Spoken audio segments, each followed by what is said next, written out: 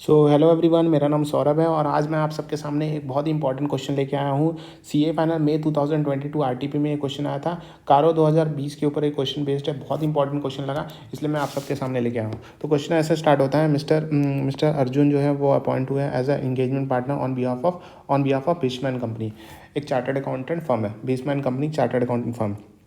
अब उसमें मिस्टर अर्जुन जो है वो जाते हैं उनके बिहाफ पे for conducting statutory audit assignment of Sinwar limited के ऑडिट करने जाते हैं, जो कि एक अनलिस्टेड पब्लिक कंपनी है।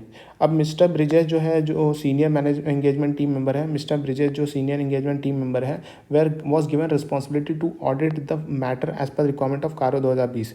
सो मिस्टर ब्रिजेश जो है, जो सीनियर इंगेजमेंट टीम मेंबर है, जो उनको रिस्पॉन्सिबिलिटी ये दिया जाता है कि आप ऑडिट करो matter as per the requirement of CARO 2020। And in that connection he made the following observation. उन्होंने फॉलोइंग ऑब्जर्वेशन दिया है, दो ऑब्जर्वेशन दिया, हम पढ़ लेंगे। दैट में be relevant for reporting as per the said order. So CARO 2020 में सबसे पहला ऑब्जर्वेशन ये आता है, one of the plant and equipment taken on lease.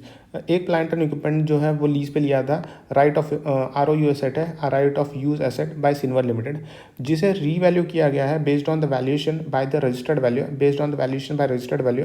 And net carrying value of plant and equipment in aggregate was change from 4 crore to 4.5 crore. तो एक plant and equipment जो सिनवर limited के पास है, उन्होंने लीज पे लिया था, उसका यहाँ पर रीवैल्यूएशन हो रहा है। रीवैल्यूएशन कहाँ, पहले ऑलरेडी 4 करोड़ का था, अब उसे 4.45 करोड़ बनाया जा रहा है, लेकिन वो रीवैल्यूएशन बेस्ड किसके ऊपर है, based on valuation by the registered valuer. ये फर्स्ट ऑब्जर्वेशन है।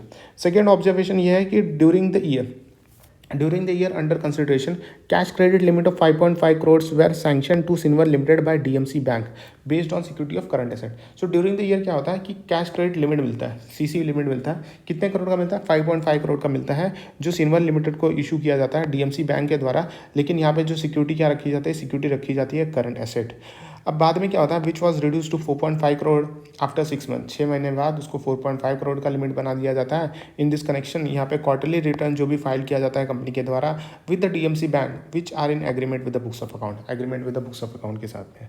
सो यहाँ पे आपको क्या करना है, you are required to examine the contention of mister Brijesh regarding the reporting of the above observation in accordance with CARO 2020। So matters to be reported by mister Brijesh as per CARO 2020 are as follow. कौन से matter, सबसे पहले हम observation 1 देख लेते हैं। तो clause one sub clause D of para 3 of CARO 2020। तो clause 1 sub clause D of para 3 of CARO 2020, the auditor is required to report. Auditor को रिपोर्ट करना पड़ता है, ऑडिटर को रिपोर्ट करना पड़ेगा whether the company has revalued its plant and equipment. Auditor report करेगा क्या कंपनी ने रीवैल्यूएशन किया अपना प्लांट एंड इक्विपमेंट या फिर कोई intangible asset including right of use asset. कोई प्लांट एंड इक्विपमेंट जो इंक्लूडिंग क्या, राइट ऑफ यूज एसेट, या फिर कोई इंटेंजिबल एसेट और बोथ, क्या तो प्लांट एंड इक्विपमेंट या तो इंटेंजिबल एसेट। और यहाँ पे प्लांट एंड इक्विपमेंट के इंक्लूडिंग क्या होगा, right of use asset during the year. If so, अगर किया है, रीवैल्यूएशन हुआ है, तो whether such revaluation is based on valuation by registered valuer. अगर रीवैल्यूएशन हुआ है तो क्या वो रीवैल्यूएशन जो है वो रजिस्टर्ड वैल्यूअर ने किया है। तो स्पेसिफाई करना है the amount of changes, if specify करना है अमाउंट ऑफ चेंज। अगर चेंज जो है वो 10% या उससे ज़्यादा है, चेंज अगर 10% या उससे ज़्यादा है in aggregate of the net carrying value of each class of property plant and equipment और इंटेंजिबल एसेट। सो अगर चेंज इज 10% और more in aggregate of the net carrying value of each class of property plant and equipment, change is more 10% और more in aggregate, change अगर 10% या ज़्यादा है in aggregate of what, in aggregate of net carrying value of each class of property plant and equipment और intangible asset. मतलब change 10% या उससे ज़्यादा है, किससे ज़्यादा है, of the net carrying value of each class of property plant and equipment और intangible asset. So in the given situation में क्या हुआ, सिनवर लिमिटेड ने रीवैल्यूएशन किया था प्लांट एंड इक्विपमेंट का, कौन सा, राइट ऑफ यूज एसेट है, जो कि वैल्यूएशन किससे हुआ था, रजिस्टर्ड वैल्यूअर ने किया था। सो यहाँ पे अमाउंट ऑफ चेंज क्या हुआ था, अमाउंट ऑफ चेंजेस जो हुआ था 45 लाख का चेंज हुआ था। पहला एसेट था 4 करोड़ का, उसे बना दिया था 4.45 करोड़ का। सो यहाँ पे चेंज जो है वो 10% या उससे ज़्यादा है। तो 10% या उससे ज़्यादा है, क्योंकि 4 करोड़ का 10% होता है 40 लाख। अब लिखिए यहाँ पे चेंजेस जो है 45 लाख का हुआ है। सो यहाँ पे ऑडिटर क्या करेगा, auditor is required to report the amount of changes in 45 lakh in accordance with clause 1 sub clause D of para 3 of CARO 2020।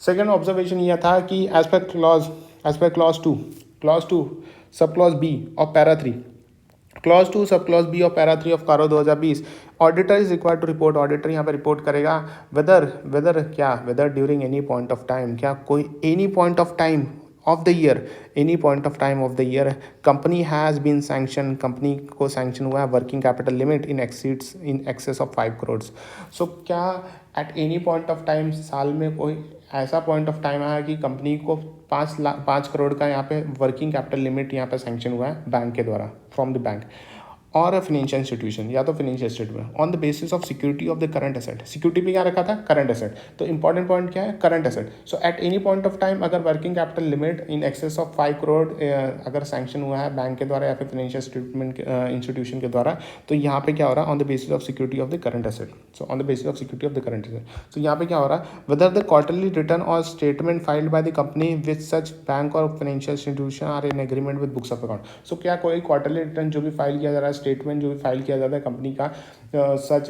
Bank के साथ जो भी फाइल किया जाता है और फाइनेंशियल इंस्टीट्यूशन के साथ जो फाइल किया जाता है, क्या वो एग्रीमेंट है, मतलब मैच हो रहा है with the books of account की नहीं। सो इन द इंस्टेंस केस यहाँ पे ये हो रहा है कि सिमर लिमिटेड ने आप को उनको सैंक्शन हुआ था सीसी लिमिट कितना 5.5 करोड़ का, मतलब 5 करोड़ से ज़्यादा है, by DMC limited, by DMC bank during the year under consideration which is exceeding the limit of 5 crore. So बाद में 4.5 करोड़ हो गया था, उसका कोई रेलेवेंस नहीं है क्योंकि 5.5 crore eight any point of time मतलब क्रॉस हो गया था। सो यहाँ पे 5 करोड़ वाला लिमिट क्रॉस हो गया based on the security of the current asset. Current asset एक सिक्योरिटी पे भी दिया था। सो यहाँ पे फर्दर यहाँ पे क्वार्टरली रिटर्न जो भी सबमिट किया था, फाइल किया गया था डीएमसी बैंक के द्वारा, डीएमसी बैंक को इन दिस कनेक्शन वो भी एग्रीमेंट है बुक्स ऑफ अकाउंट के साथ में। So in view of the above auditor is required to report the same in accordance with what, in accordance with clause 2 sub clause B of the para 3 of the CARO 2020 के हिसाब से। इसी के साथ ये क्वेश्चन यहीं पे ख़त्म होता है। Thank you so much.